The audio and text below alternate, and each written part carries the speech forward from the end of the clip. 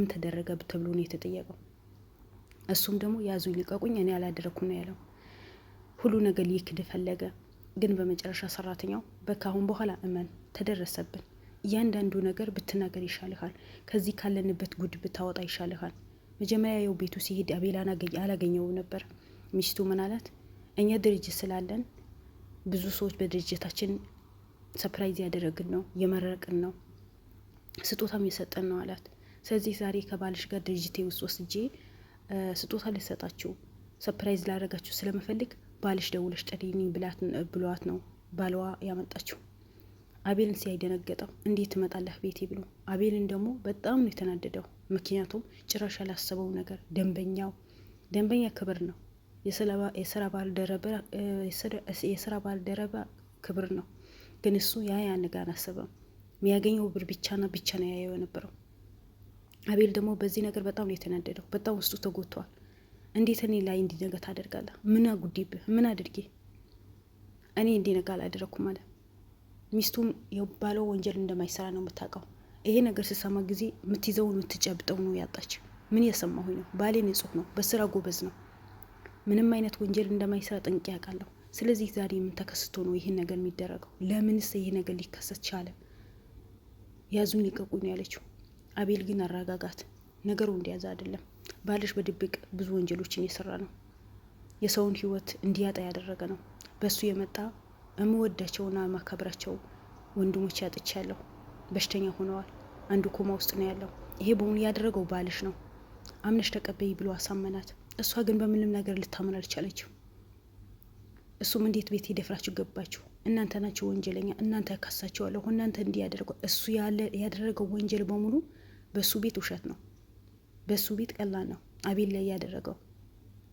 ግን እና አቤልን ቤቱ በሰላም ገብተው ጥያቄ ኢንተርቪው የሚያደርጉትን ያዙን ልቀቁኝ ያለው ለምን ገባችሁ? ለምን ቤት የተደፈረ? ለምን ሚስት ያወቀች? ለምን ማንነት የታወቀ? ሰራተኞቹ ስህተት ነው የሚሰሩ፣ ሰራተኞቹ ውሸት ነው የሚያወሩት። እሱ ባደረገው ሰራተኞቹ ጋር ሊለጥፍ ሞከረ። ግን ሰራተኛው ደግሞ መጀመሪያ አውጥተውት ነበር። ከዛ ገባ፣ ያንዱ ሚስጥር ተነገረ። አትዋሽ፣ በቃ ሁሉ ነገር ስለደረሰብን መረጃ በሙሉ ከስልኬ ስለወሰዱ ስልኬ ስለቀሙኝ ያለውን ነገር ብትነግራቸው ነው የሚሻለው። ከዚህ ካለንበት ጭንቅ እንውጣ ይሻልሃል፣ ልጆች ብታሳድግ ይሻልሃል ነው ያለው። አሰራልሃለሁ። ዛሬ ከመቼ ጀምሮ ነው ለአሰሪህ ለእኔ በዚህ ልክ መስት ልትሰጠኝ ሞከርከው? ማን ነው ደገፍ ያደረገ? ማን ነው አይዞ ያለ ብሎ ነው ያለው። እኔ ምንም ማንም አይዞ ያለኝ ሰው የለም። በቃ ያለው እውነት ማውጣት አለበት ተብሎ ነው የተነገረው። አቤልን ያለው ነገር ተናገር፣ በፈቃድነት ብትናገር ይሻልሃል፣ ካልሆነ ሌላ ነገር ይከተልሃል ነው ያለው። እውነቱ በመጨረሻ ሰራተኛው ተናገረ። አዎ አቤልን እንድንከታተል አድርገናል።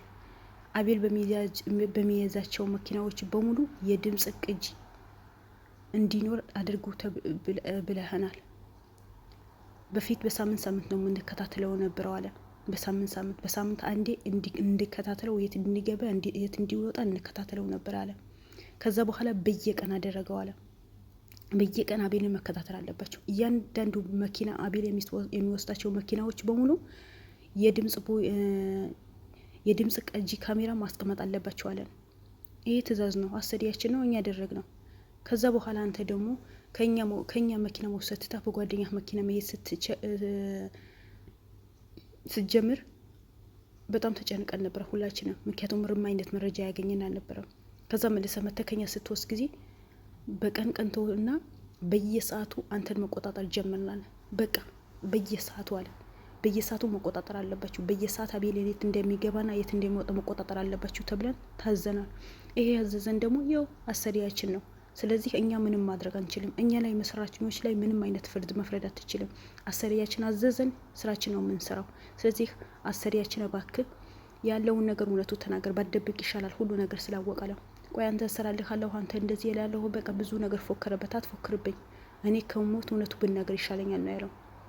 ይሄ በእውኑ ምስክርነት ሰራተኛው ሲመሰክርበት ሁሉ ነገር ውሸት ነው ብሎ ነው የካደው።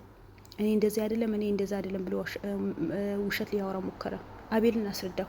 ለልጆች ብትኖር ለሚስት ብትኖር ይሻልሃል አለው። ሚስቱ አለ ወንጀሉ ለምን ባል ይጠየቃል ብላ ያዙን ይቀቁኝ ያለችው። ምክንያቱም እሷ ምንም የምታውቀው ነገር የለም። በመጨረሻ ግን እሱ ማመነ። አዎ ሁሉ ነገር አድርጌያለሁ። አንድ ሆቴል ስሰራ ጊዜ ባለፈ የምታውቁ ከሆነ አክሊሉ የሚባል ሰውየው እንደሞተ ጫካ ውስጥ እንደሞተ ነው ለአቤል የተነገረው ነበረው። ግን ተደብቆ ሆቴል ውስጥ ተደብቆ ማንነቱ ቀይሮ ፊቱ እንዳይታይ ተሸፍኖ በአቤል ላይ አሁንም ድራማ የሰራ ነው። በአቤል ላይ አሁንም አቤልን እንዲወጥቅ ያደረገው ነው። አቤልን እያንዳንዱ የሚሰራቸው ስራዎችን ከዚህ ሰውየው ጋር ከመኪናው ባለቤት ጋር ተመሳጥሮ አቤልን እንዲቆጣጠረውና አቤል የት ገብቶ የት እንዲወጥ እንዲያቅ የሚያደርገው የአክሊሉ የሚባለው ሰውዬው ነው። አቤል ይሄ ነገር ሲሰማ በጣም ነው የደነገጠው። ምን ጉድ፣ ምን ድራማ የሰማሁ ነው፣ ምን የተካሄደ ነው ያለው። ግን አደረጉት እነሱ። ስለዚህ እሱ ካለሁበት ሆቴል አውጥቶኝ እና የሆነ ቀለል ያለ ስራ የምትሰራው ነገር አለ ደግሞ አሪፍ ደሞዝ ይከፈለሃል ብሎኝ ከዛ ካለሁበት ሆቴል አውጥቶ ሌላ ሆቴል ነው የቀጠረኝ አለ። ከዛ በኋላ በዛ ሆቴል ውስጥ ጥሩ ክፍያ ይከፈለኛል፣ ብዙ መረጃ ማስረጃዎች ይመጣሉ። እነዛ ነገራቶችን ተቀብዬ የሌላ ሰው አስተላልፋለሁ። መክፈት አልችልም፣ ማየት አልችልም፣ ማንበብ አልችልም አለ። ምክንያቱም ከፍተኛ ትእዛዝ የተሰጠኝ መክፈት አትችልም፣ ማየትም አትችልም፣ ምንም ነገር ስጥ የተባልክ ሰው ብቻ መስጠት አለብን። ሌላ ነገር አደርጋለሁ ካልክ ከነ ቤተሰቦችህ ተብሎ ትእዛዝ ተሰጠብኝ አለ።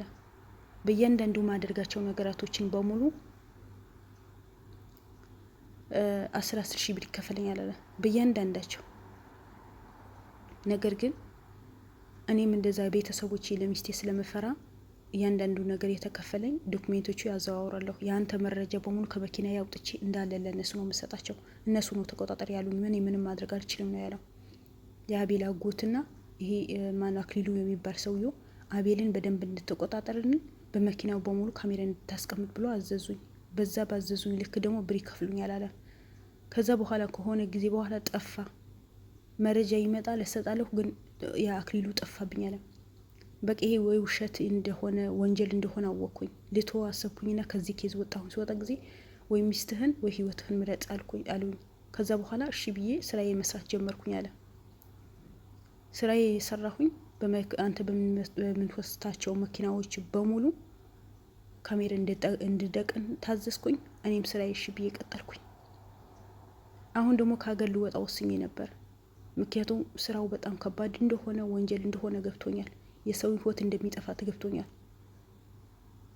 ከሀገር ልወጣ ፓስፖርት ሁሉ ነገር ካዘጋጀሁን በኋላ ነው አንተ የደረስከብኝ ነው ያለው። ቢደርስ ምን ያደርጋል? ብዙ ነገር ካጠቃኸው በኋላ ለካ እኔ በአቤል ሰራተኞች ወይስ በአቤል ክሩ መረጃ የሚያስተላልፍ ሰው ያለ ነው የመሰለኝ የነበረው። ለካ ራሱ በሚይዘው መኪና ነው እያንዳንዱ ካሜራ ተደቅኖ እነሱ አንድ ቦታ ቁጭ ብሎን አቤልን የሚቆጣጠሩት። አስቡት በወንጀል ምን ያክል እንደሄዱ፣ ምን ያክል ወንጀሉን እንዳስፋፉት በዚህ ነገር መገመት አያቅተንም። በጣም ከባድ ሰዎች ናቸው። በጣም ከምላችሁ በላይ በወንጀል ላይ ተዘፍቀው ወንጀልን ምንም አይመስላቸው እንደ ተራ ነገር አድርጎ የሚያዩ ህዝቦች ናቸው ሀገራችን ላይ የሞሉት። ምን አይነት ሰዎች እንደሆኑ እኔ ምንም ሊገባኝ አልቻለም። ለምን በዚህ ልክን ሰውን ለማሳደድ፣ ሰውን ለማሰቃየት፣ ሰውን ለመከታተል እንደፈለጉ ራሳቸው ብቻ ነው የሚያውቁት። ሰው እንኳን የሆነ ጊዜ ይነቃል፣ ሰው እንኳን የሆነ ጊዜ ይበቃዋል። ግን እነሱ አቤል በሄደበት በሙሉ፣ አቤል ባደረበት በሙሉ፣ አቤል በረገጠበት በሙሉ ሊከታተሉ ነው የሚወኩኑት። በአንድ ቦታ ዘጋሁኝ ሲል ከሌላ ቦታ ይመጣሉ። ከአንድ በኩል ዘጋሁኝ ሲል ከሌላ ቦታ ይመጣሉ። ምን አይነት ሰዎች እንደሆኑ እኔ ሊገባኝ አልቻለም። ሰው እንደ ሰው ያስባል። እነሱ ሁሌ ባደሩና በዋሉ ቁጥር እንደ እንስሳ ነው የሚያስቡት። ምን አይነት ህዝቦች ናቸው? አቤል ምን አድርጉ ነው የምትሉት? ጭራሽ ብላችሁ ስራ በሚሰራባቸው መኪና መቆጣጠር ምንም አይነት መፍትሄ ስታጡ ጊዜ ስንፍና እኮ ነው ይሄ። እናንተ እኮ ወንድ ሳትሆኑ እኔ በወንድ ምስል ተፈጠራችሁ እንጂ ሰነፍ ስለሆናችሁ እኮ ነው በዚህ ልክ አቤል ከስር ሆናችሁ እሱን ለማጠቃት የምትሞክሩት። ግን መቼም አታሸንፉትም እኮ። የአቤልን ያሸነፋችኋል እንጂ ሊውልን ያሸነፋችኋል እንጂ እናንተ መቼም ቢሆን አታገኘዋችሁ። እናንተ ዝም ብላችሁ ነው የምትደክሙ። ለምን? ሰነፍ ስለሆናችሁ፣ ስራችሁ በሙሉ የደካማ ስራ ስለሆነ። እመኑኝ እነሱ ወደፊት እንጂ ወደ ኋላ እንደማይሄዱ